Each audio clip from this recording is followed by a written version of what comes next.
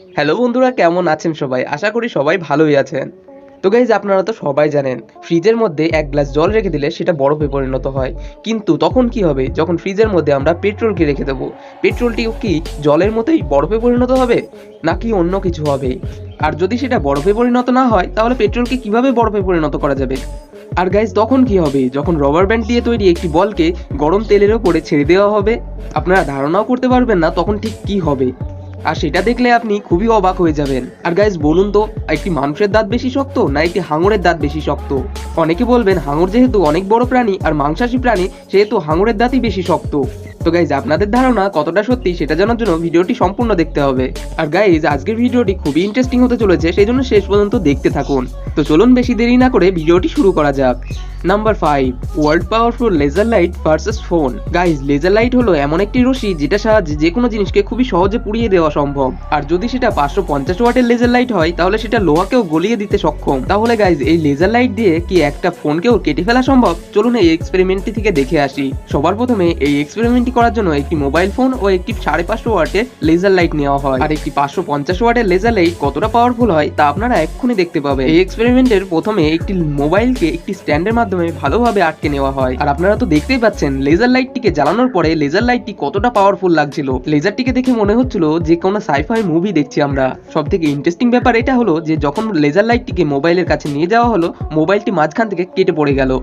তো গাইজ, তাহলে কি বুঝলেন 550 ওয়াটের লেজার লাইট কতটা শক্তিশালী? নাম্বার 4, রেফ্রিজারেটর কি পেট্রোলকে জমাতে পারবে? গাইজ, আপনারা তো জানেনই ফ্রিজের একটি অংশ হলো বরফ জমানোর জন্য, আরেকটি অংশ হলো যে কোনো জিনিসকে ঠান্ডা রাখার জন্য। আর গাইজ, আপনারা তো এটাও জানেন যে যখন জলকে ফ্রিজের মধ্যে রাখা হয় তখন সেটা বরফে পরিণত হয়। কিন্তু গাইজ, তখন কি হবে যখন এই পেট্রোলকে ফ্রিজের মধ্যে রেখে দেওয়া হবে? তখন কি জলের মতো এই পেট্রোলও বরফে পরিণত হয়ে যাবে? চলুন এই এক্সপেরিমেন্ট থেকে দেখে আসি। প্রথম এক্সপেরিমেন্টে একটি রেফ্রিজারেটরের মধ্যে এক গ্লাস জল ও এক গ্লাস পেট্রোলকে রেখে দেওয়া হয়। তারপর 24 ঘন্টা পরে যখন রেফ্রিজারেটরটি খোলা হয়, তখন জলটি পুরো বরফে পরিণত হয়ে গেছে। কিন্তু অবাক করা বিষয় এটি যে পেট্রোলটি বিন্দু মাত্র বরফে পরিণত হয়নি। তাহলে বুঝতেই পারছেন ফ্রিজের মাধ্যমে পেট্রোলকে জমানো অসম্ভব ব্যাপার। কিন্তু বন্ধুরা, আপনারা কি ভাবছেন পেট্রোলকে কি তাহলে কোনোভাবেই জমানো সম্ভব না? একদম বন্ধুরা, পেট্রোলকেও বরফে পরিণত করা যায়, কিন্তু সেটা একটি অন্য পদ্ধতি। তার জন্য দরকার পড়ে লিকুইড নাইট্রোজেন। গাইজ, আপনারা তো সবাই জানেন লিকুইড নাইট্রোজেন যে কোনো জিনিসকে বরফে পরিণত করতে পারে। এর জন্য একটি প্লাস্টিক ব্যাগের মধ্যে কিছুটা পরিমাণ পেট্রোল নিয়ে নেওয়া হয়, আর সেটিকে একটি লিকুইড নাইট্রোজেন ভর্তি বাটিতে রেখে দেওয়া হয়, আর অপেক্ষা করা হয় এই পেট্রোলটি জমে যাওয়া পর্যন্ত। আর কিছুক্ষণ অপেক্ষা করার পর গাইজ, আপনারা দেখতে পাচ্ছেন পেট্রোলটি পুরোপুরি বরফে পরিণত হয়ে গেছে। আর গাইজ, শুধু এই পদ্ধতির মাধ্যমেই পেট্রোলকে জমানো সম্ভব। তো গাইজ, এই এক্সপেরিমেন্টটি আপনাদের কাছে ভালো লাগলে এই ভিডিওটিকে একটি লাইক করে দেবেন। নাম্বার 3, রাবার ব্যান্ড বল ভার্সেস হট অয়েল। এই এক্সপেরিমেন্টটি করার প্রথমে একটি কড়াইতে কিছুটা পরিমাণ তেল নিয়ে গরম করে নেওয়া হয়। তারপরে এমন একটি বল নেওয়া হয় যেটি সম্পূর্ণরূপে রাবার ব্যান্ড দিয়ে তৈরি করা হয়েছে। আর এই বলটিকে এমন একটি রাবার ব্যান্ড দিয়ে তৈরি করা হয়েছে যেগুলো আমরা সাধারণত টাকাকে এক জায়গায় করতে ব্যবহার করে থাকি। এই এক্সপেরিমেন্টটি করার পূর্বে আমি আপনাদের বলে রাখি যে এই ভিডিওতে দেখানো যে কোনো জিনিস আপনি বাড়িতে ট্রাই করার চেষ্টা করবেন না।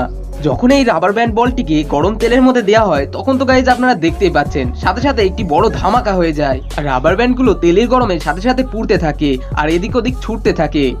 কারণ রাবার ব্যান্ড বলে কথা, সেগুলো তো এদিক ওদিক ছুটবেই। আর যারা এই এক্সপেরিমেন্টটি করেছিলেন তারা এই এক্সপেরিমেন্টে আহত হয়েছিলেন। নাম্বার 2, সুপার গ্লু পাওয়ার টেস্ট। সুপার গ্লু কতটা মজবুত হয় সে তো আপনারা সবাই জানেন, যেটা যে কোনো জিনিসকে একসাথে জোড়া লাগিয়ে দিতে পারে। তো গাইজ, আজকের এক্সপেরিমেন্টে আমরা দেখবো এই সুপার গ্লু আসলে কতটা মজবুত। এই এক্সপেরিমেন্টটি করার জন্য সবার প্রথমে কিছু সুপার গ্লু নিয়ে নেওয়া হয়, আর একটি গাড়িকে নিয়ে আসা হয়। গাড়িটিকে রাস্তার উপর নিয়ে এসে রাস্তার উপরে কিছুটা পরিমাণ সুপার গ্লু দিয়ে গাড়িটিকে সেই সুপার গ্লুর উপরে রেখে দেওয়া হয়, আর অপেক্ষা করা হয় সুপার গ্লুগুলো জমে যাওয়ার। তো গাইজ, আপনারা তো দেখতেই পাচ্ছেন সুপার গ্লুগুলো পুরোপুরি জমে গিয়েছে।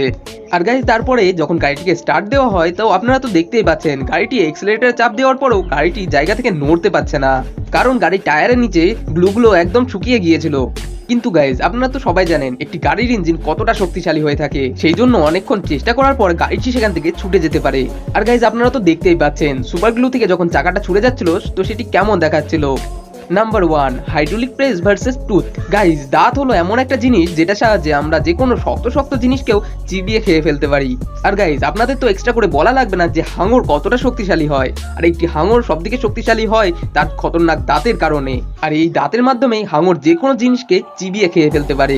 কিন্তু গাইজ তখন কি হবে, যখন একটি হাইড্রোলিক প্রেসের নিচে শার্কের দাঁত ও একটি মানুষের দাঁতকে রেখে চাপ দেওয়া হবে, তখন কোন দাঁতটি সব থেকে বেশি চাপ সহ্য করতে পারবে আর কোন দাঁতটি সব থেকে বেশি শক্তিশালী তা এখনই আপনারা জানতে পারবেন। তো গাইজ এই এক্সপেরিমেন্টে সবার প্রথমে হাইড্রোলিক প্রেসের নিচে একটি আর্টিফিশিয়াল মানুষের দাঁতকে রাখা হয়, যেটা ডাক্তাররা মানুষের মুখে অস্থায়ীভাবে লাগিয়ে রাখে। এবার যখন হাইড্রোলিক প্রেস দিয়ে দাঁতটির উপর চাপ দেওয়া হয়, সেটি 392 কেজি ওয়েট সহ্য করেই ভেঙে যায়। গাইজ 390 কিলো ওয়েটও কিন্তু কম কিছু না।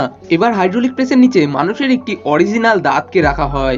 এবার গাইজ যখন দাঁতটির উপর হাইড্রোলিক প্রেস দিয়ে চাপ দেওয়া হয়, তো আপনারা দেখতেই পাচ্ছেন দাঁতটি সর্বোচ্চ 664 কিলো ওয়েট সহ্য করতে পারলো, অর্থাৎ আর্টিফিশিয়াল দাঁতের থেকে দ্বিগুণ চাপ সহ্য করতে পারে। আর এবার হলো হাঙর দাঁতের পালা। এবার হাঙরের দাঁতকে যখন হাইড্রোলিক প্রেসের নিচে রাখা হলো, তখন হাঙরের দাঁতটি খুবই চিকন হওয়ার কারণে হাইড্রোলিক প্রেস দিয়ে ঠিকঠাক ভাবে চাপ দেওয়া যাচ্ছিল না, সেটি বারবার পড়ে যাচ্ছিল। এরপর হাঙরের দাঁতটিকে শুইয়ে তারপর সেটির উপরে হাইড্রোলিক প্রেস দিয়ে চাপ দেওয়া হয়। এবার তো গাইজ আপনারা দেখতেই পাচ্ছেন হাইড্রোলিক প্রেস দিয়ে যখন হাঙরের দাঁতের উপর চাপ দেওয়া হয়, তখন সেটি সাথে সাথে গুঁড়ো হয়ে যায়। আর হাঙরের দাঁতটি প্রায় 150 কিলো ওয়েট সহ্য করতে পেরেছিল। কিন্তু গাইজ আমার মনে হয় এই হাঙরের দাঁতটি অনেক পুরনো আমলের ছিল, আর সময়ের সাথে সাথে সেটি অনেক নরম হয়ে গেছে, সেই জন্য 150 কিলো ওয়েট দেওয়ার সঙ্গে সঙ্গে এই হাঙরের দাঁতটি পুরোপুরি গুঁড়ো হয়ে যায়। তো গাইজ আপনাদের কি মনে হয়, হাঙরের দাঁত বেশি মজবুত না একটি মানুষের দাঁত বেশি মজবুত? সেটা অবশ্যই কমেন্টে জানিয়ে দেবেন। এই ছিল আজকের কিছু ইন্টারেস্টিং এক্সপেরিমেন্ট। আপনার এই এক্সপেরিমেন্টগুলির মধ্যে কোনটি সবথেকে ভালো লেগেছে সেটাও অবশ্যই কমেন্টে জানিয়ে দেবেন। ভিডিওটি ভালো লেগে থাকলে ভিডিওটিকে একটি লাইক করে দেবেন। আর আপনারা যদি এইরকম ইন্টারেস্টিং আরো ভিডিও দেখতে চান, তাহলে আমাদের এই চ্যানেলটিকে সাবস্ক্রাইব অবশ্যই করে দেবেন। আজকের জন্য ব্যাস এইটুকুই, আবার দেখা হচ্ছে নেক্সট ভিডিওতে। ততক্ষণ ভালো থাকবেন, সুস্থ থাকবেন।